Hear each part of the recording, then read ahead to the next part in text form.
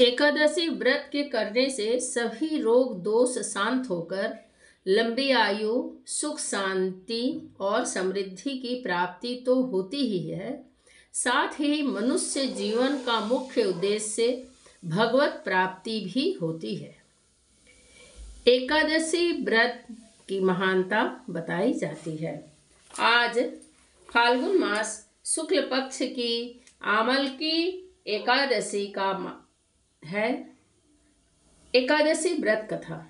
युधिष्ठिर ने कहा, श्री कृष्ण, मैंने विजया एकादशी का महात्म्य जो महान फल देने वाला है सुन लिया।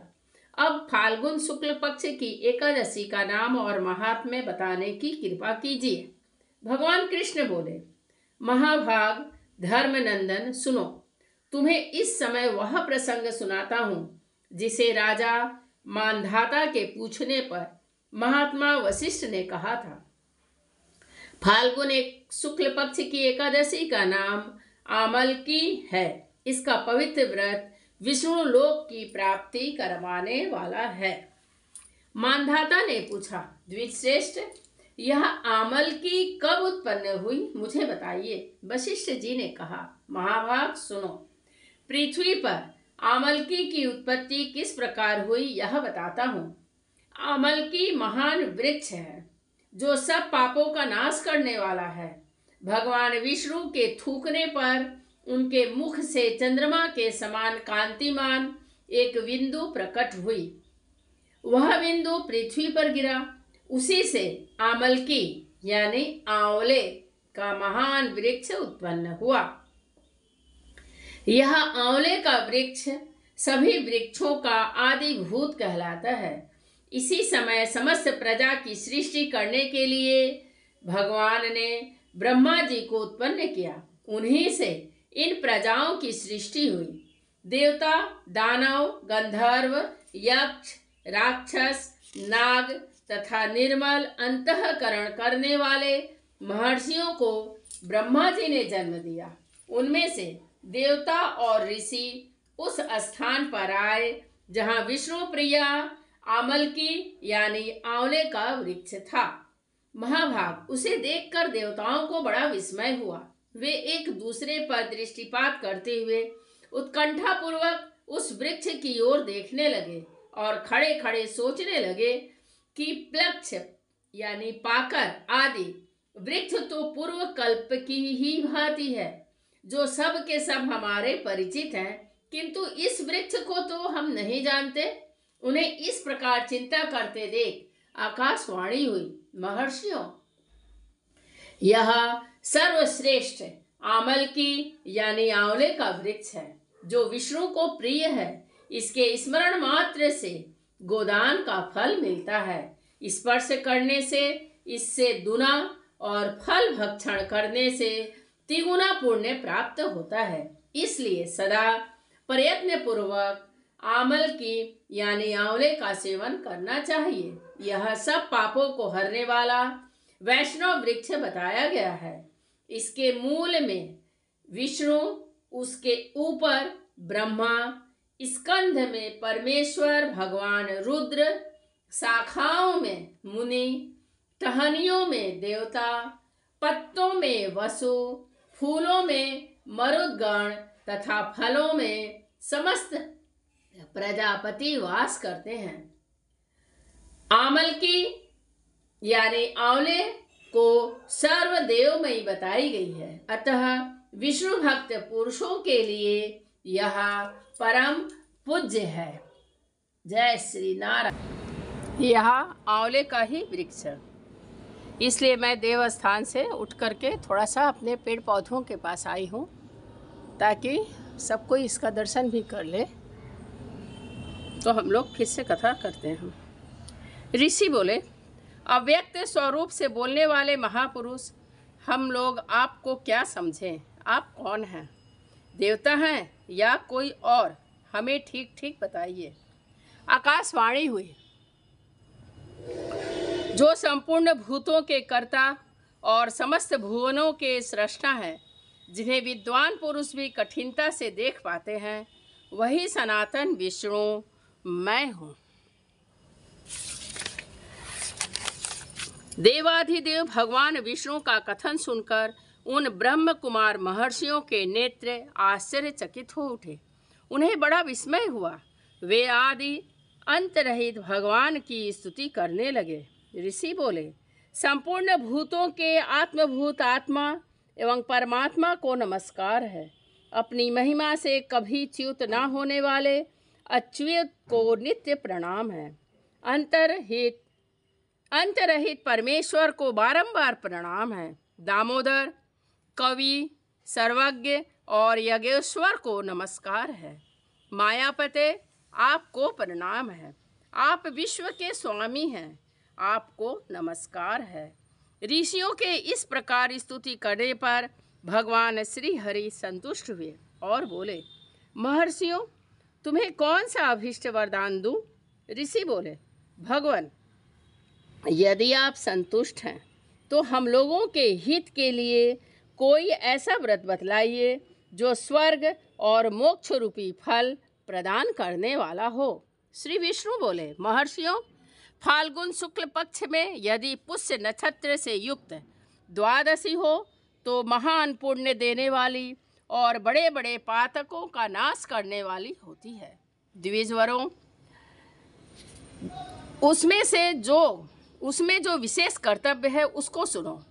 आमल की एकादशी में आंवले के वृक्ष के पास जाकर वहाँ रात्रि में जागरण करना चाहिए। इससे मनुष्य सब पापों से छूट जाता है और सहस्त्र गोदानों का फल प्राप्त करता है। विप्रगण, यह व्रतों में उत्तम व्रत है जिसे मैंने तुम लोगों को बताया है। ऋषि बोले, भगवान, इस व्रत की विधि बतलाइए, यह कैसे पूर्ण होता है? इसके देवता, नमस्कार और मंत्र कौन से बताए गए हैं? उस समय स्नान और दान कैसे किया जाता है? पूजन की कौन सी विधि है तथा उसके लिए मंत्र क्या है? इन सब बातों का यथार्थ रूप से वर्णन कीजिए। भगवान विष्णु ने कहा, द्विजवरों, इस व्रत की जो उत्तम विधि है उसको श्रवण करो।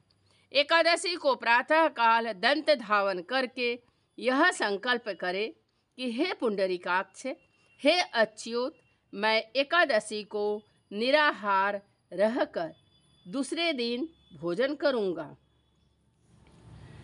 अनाज नहीं खाऊंगा, फलाहारी करूँगा। आप मुझे शरण में रखें।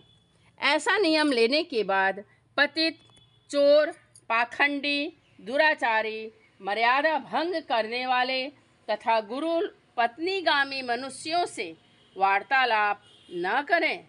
अपने मन को वश में रखते हुए नदी में, पोखर में, कुएं पर अथवा घर में ही स्नान करें। स्नान से पहले संभव हो तो शरीर में मिट्टी अवश्य लगाएं। मृतिका लगाने का मंत्र है, अश्व क्रांते, रथ क्रांते, विष्णु क्रांते, वसुंधरे, मृति के हर में पापं जन्म कोटया समर्जितम। वसुंधरे, तुम्हारे ऊपर अश्व और रथ चला करते हैं तथा वामन अवतार के समय भगवान विष्णु ने भी तुम्हें अपने पैरों से नापा था। मृतिके, मैंने करोड़ों जन्मों में जो पाप किए हैं, मेरे उन सब पापों को हर लो। उसी तरह से स्नान मंत्र है, जल की अधिष्ठात्री देवी मातः, तुम संपूर्ण भूतों के लिए जीवन हो, वही जीवन जो स्वेदज और उद्भिज जाति के जीवों का भी रक्षक है। तुम रसों की स्वामिनी हो, तुम्हें नमस्कार है। आज मैं संपूर्ण तीर्थों, कुंडों, झरनों, नदियों और देव संबंधी सरोवरों में स्नान कर चुका। मेरा यह स्नान उक्त सभी स्नानों का फल देने वाला हो। विद्वान पुरुष को चाहिए कि वह परशुराम जी की सोने की प्रतिमा बनवाए। संभव नहीं है तो ऐसा करने की कोई आवश्यकता नहीं है। स्नान के पश्चात घर आकर पूजा और हवन करें। इसके बाद सब प्रकार की सामग्री लेकर आंवले के वृक्ष के पास जाए। वहाँ वृक्ष के चारों ओर की जमीन, झाड़, बुहर लीप पोत कर शुद्ध करें। शुद्ध की हुई भूमि में मंत्र पाठ पूर्वक जल से भरे हुए नवीन कलश की स्थापना करें। कलश में पंचरत्न और दिव्य गंध आदि छोड़ दे। श्वेत चंदन से उसको चर्चित करे। कंठ में फूल की माला पहनाए। सब प्रकार के धूप की सुगंध फैलाए। जलते हुए दीपक को श्रेणी सजाकर रखे। तात्पर्य यह है कि सब ओर से सुंदर एवं मनोहर दृश्य उपस्थित करे। पूजा के लिए जो संभव हो, नवीन छाता, जूता, वस्त्र ना हो तो भी चलेगा, उसे भी रखे। कलश के ऊपर एक पात्र रखकर उसे दिव्य लाजो खीलों से भर दे। फिर उसके ऊपर स्वर्णमय परशुराम जी की स्थापना करे।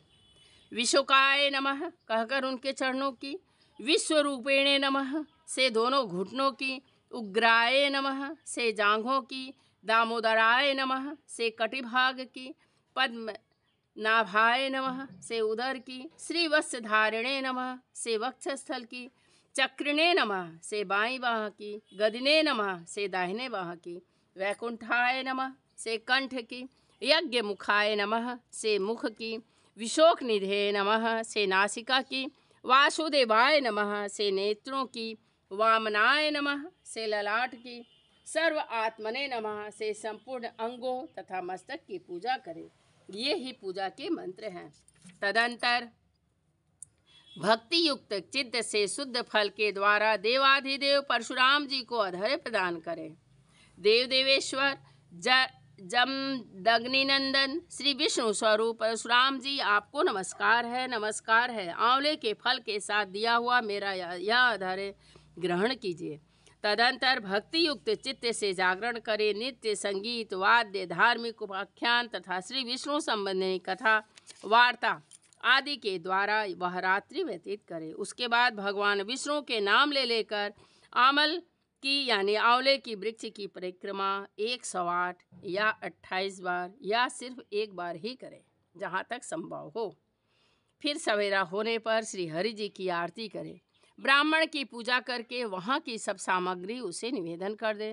परशुराम जी का कलश, वस्त्र, जूता आदि सभी वस्तुएं दान कर दे। यह भावना करे कि परशुराम जी के स्वरूप में भगवान विष्णु मुझ पर प्रसन्न हो। यदि यह दान दक्षिणा नहीं भी करना है तो भी कोई नुकसान नहीं है। अपने आप को ईमानदारी पूर्वक जीवन व्यतीत करना चाहिए। कोई ज़रूरी नहीं है कि हमें हमेशा दान करना ही पड़ेगा। यथाशक्ति संभव हो, जो संभव हो वही करें। तत्पश्चात आमलकी का स्पर्श करके उसकी प्रदक्षिणा करें और स्नान करने के बाद विधि पूर्वक ब्राह्मणों को भोजन करवाएं। तदंतर कुटुंबियों के साथ बैठकर स्वयं भी भोजन करें। ऐसा करने से जो पुण्य होता है वह सब बतलाता हूँ, सुनो।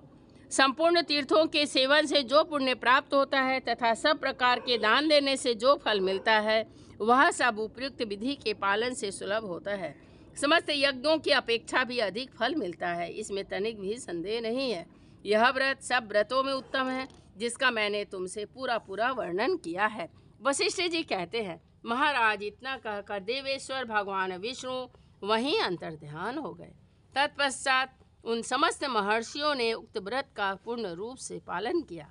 नृपश्रेष्ठ, इसी प्रकार तुम्हें भी इस व्रत का अनुष्ठान करना चाहिए। भगवान श्री कृष्ण कहते हैं, युधिष्ठिर, यह दुर्घट व्रत मनुष्य को सब पापों से मुक्त करने वाला है। सबसे अच्छी बात है, एक कहावत है, ये कोई ज़रूरी नहीं है कि हमको इतना कुछ करना पड़ेगा। नॉर्मल तरीके से स्नान किए, पूजा पाठ किए, संभव जितना हो सका फलाहारी रहे। अनाज ग्रहण नहीं किए तो ज़्यादा ही अच्छा है, न किए भी तो कोई गुनाह नहीं है, ऐसी कोई बात नहीं है। मन चंगा तो कठौती में गंगा जाए। प्रभु हरे कृष्ण गोविंद हरे मुरारे, हे नाथ नारायण वासुदेव, कृष्णाय वासुदेवाय हरे परमात्मने, प्रणतः क्लेशनाशाय गोविंदाय नमो नमः। हरे राम राम राम हरे हरे, हरे कृष्णा कृष्ण कृष्ण हरे हरे, हरे राम राम राम हरे हरे, हरे कृष्ण कृष्ण कृष्ण हरे हरे, राधे राधे राधे राधे। जय प्रभु नंद गोपाल की जय हो। राधे जय राधे, श्री कृष्ण बोलो जय राधे। जय प्रभु राधे राधे राधे राधे राधे राधे। जय प्रभु की जय हो।